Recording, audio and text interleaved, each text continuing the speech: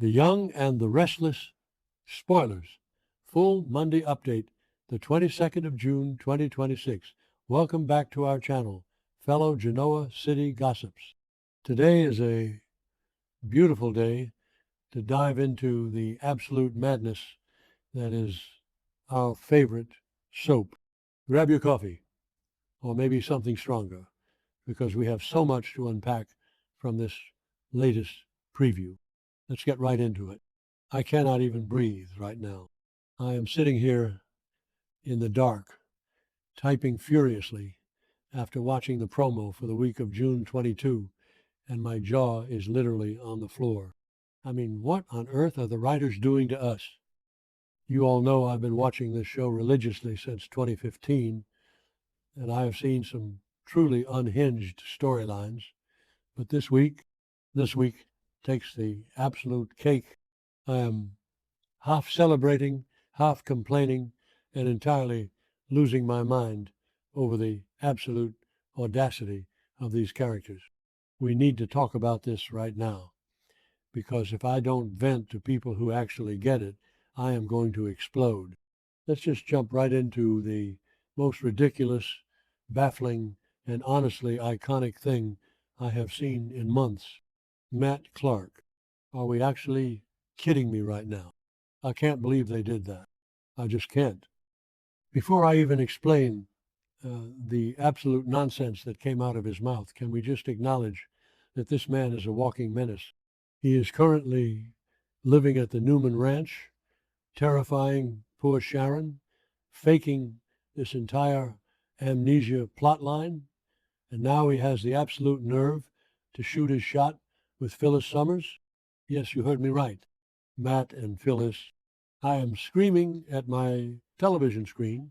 So, picture this. Phyllis is just minding her own business at the Genoa City Athletic Club, probably plotting her next corporate takeover or trying to figure out how to avoid prison for that whole AI evidence fiasco with Christine. And then, across the room, Matt Clark just casually waves her over to his table, like they're old pals, like they are just two regular people catching up over martinis. I wanted to throw my remote at the wall. The sheer arrogance of this man to wave over Phyllis Summers, a woman who literally just had him tied up in a dark basement trying to force a confession out of him a few weeks ago.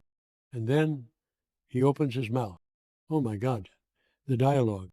He looks at her, turns on this creepy, smarmy charm, and uses a fairy tale analogy.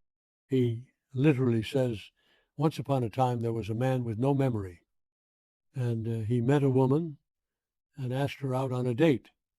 I am sorry. What? Did he just ask Phyllis on a date? Am I the only one who had to rewind that 5 times to make sure I wasn't hallucinating? He is sitting there pretending he doesn't remember a single thing about his past, and he thinks the best move is to hit on the fiery redhead who despises him. But wait, I'm getting ahead of myself. Let's just think about the history here. Remember when Phyllis basically kidnapped him because she needed a bargaining chip against Victor? She had him chained up, screaming at him, trying to get him to admit his crimes. And then Sienna, crazy, unhinged Sienna, came out of the shadows and knocked Phyllis out cold to rescue him. And now he wants to take her to dinner? I mean, Matt literally supplied Nick with the drugs that caused him to crash his car and end up on life support. He is a monster, and he thinks he can just buy Phyllis a drink? I know some people are loving this chaotic energy, but personally, I am terrified and thrilled all at once. Phyllis's face in the preview is pure, unadulterated skepticism. She is looking at him like he is a bug on her shoe, but you just know the gears in her head are turning. Is she going to use this fake date to expose his fake amnesia? I am totally here for it, if she plays him like a fiddle, because, let's be real, we all know Matt is faking it. He has to be. You don't just conveniently forget all the horrible things you've done to Nick, Sharon, and Noah, and then casually try to romance Phyllis. He is playing a massive game of chess, and he thinks he's the smartest guy in the room. But Phyllis is Phyllis. You do not mess with her. Remember when Victor tried to box her in with that AI evidence? She never backs down. If Matt thinks he can charm his way into her good graces with a once upon a timeline, he is sorely mistaken. Though I kind of want to see them go on one date just for the sheer comedic value of the insults she will hurl at him over appetizers. Okay, back to the point, because we have to talk about the Abbott family disaster. Jack Abbott is officially losing his marbles. I mean, the man is desperate, I get it. His wife has been missing for weeks, but his grand master plan to save Diane Jenkins is the most laughable thing I have ever heard. In the preview, he is talking to Billy, and he says, all I need to do is lure the doctor out of his house. That's it, Jack. That is your brilliant strategy to take down a corrupt psychiatrist who is currently holding your wife hostage in a barred room. You're just going to lure him out with what, a trail of expensive cigars? I am so frustrated with Jack right now. Billy Abbott, the king of terrible decisions, is actually the voice of reason here. Billy looks at him and asks the most logical question ever. What happens when Dr. Markham gets suspicious? Exactly, Billy. Thank you. Billy Abbott, the man who literally gambled away his life, who just falsely accused Sally of cheating and caused her to crash her car and lose their baby. This is the man who is making sense right now? That tells you how bad Jack's plan is. What happens when the sketchy doctor realizes the billionaire husband of his hostage is trying to trick him? Jack is acting like he's dealing with a toddler, not a criminal mastermind who is being funded by Patty Williams. And can we talk about Patty for a second? The fact that she is the one pulling the strings here, blackmailing Jack for sex by showing him pictures of Diane in a padded cell. It is so dark and so twisted and so perfectly Y&R. Jack is panicking because he thinks Diane is having a mental breakdown, completely unaware that Dr. Markham is gaslighting her. Diane is sitting in that unfamiliar living room, clutching a letter opener, looking at books by Dr. Alan Laurent, which brings me to my absolute favorite fan theory right now.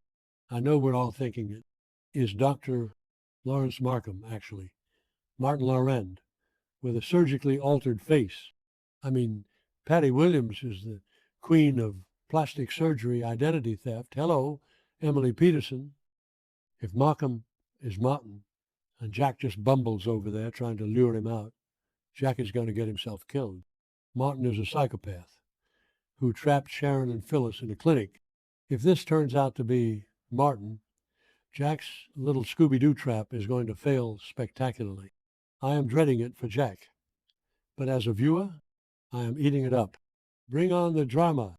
But then the preview took a massive, emotional left turn, and I honestly started crying. We have to talk about Nikki Newman. I am so scared for her, you guys. For weeks now, we've seen her struggling with these awful, severe headaches. Victoria has been begging her to see a doctor, and Nikki, being the stubborn powerhouse that she is, just kept brushing it off as MS symptoms. Well, she finally went to the doctor, and the news is not good.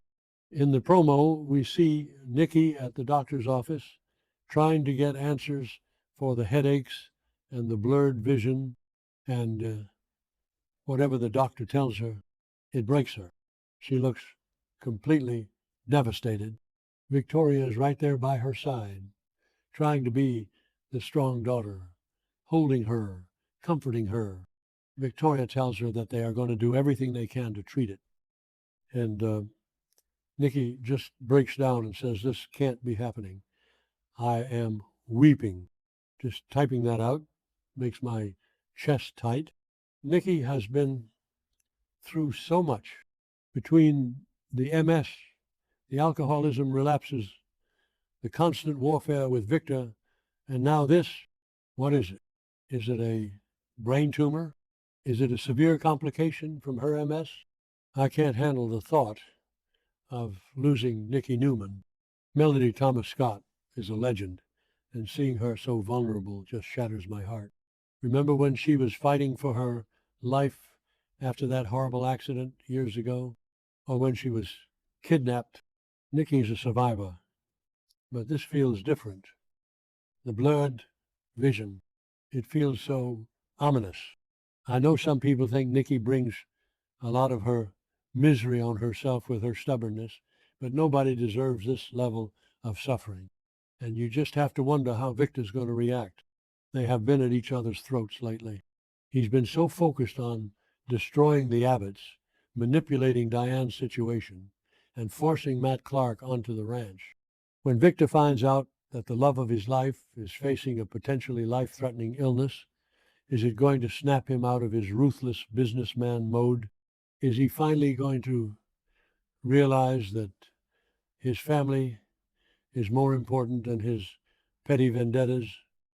Or is he going to try to control her medical treatment like he controls everything else? Victor always thinks he can buy his way out of any problem, but you can't buy a cure if the diagnosis is terminal. I am so emotionally drained just from a 30-second preview. We have Matt Clark trying to be Prince Charming to the woman who literally tortured him, Jack Abbott planning the worst rescue mission in the history of television, and Nikki Newman facing the fight of her life. I don't know if my heart can take next week's episodes, but you better believe I will be glued to my screen. Am I the only one feeling this overwhelmed? Let me know, as I need a support group to get through this week. Okay, I'm going to try to sleep now, but my brain is just spinning with theories. See you all in the comments.